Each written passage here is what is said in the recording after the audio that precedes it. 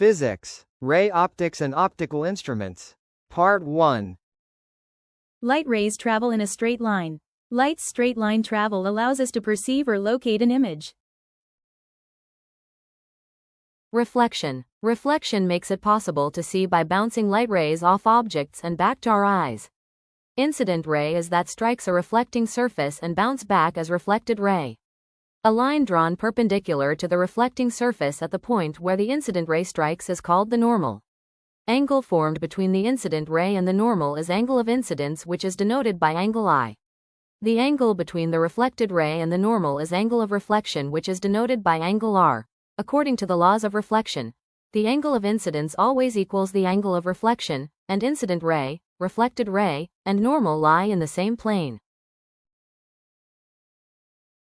To study reflection, let's study the image formed by a plane mirror.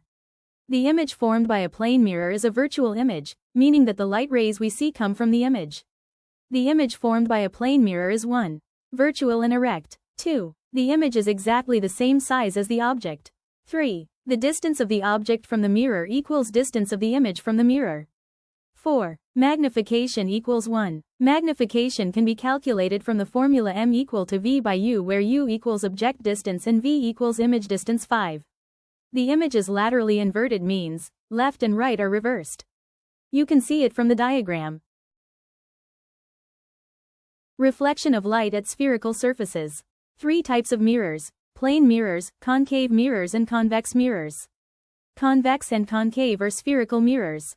Plane mirrors are flat and form virtual, erect, same-sized images.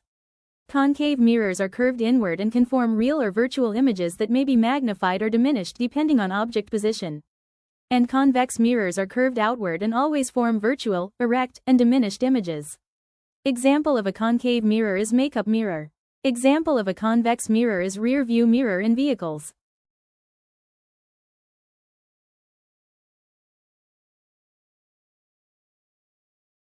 To understand the image formation in spherical mirror, we need to know its components.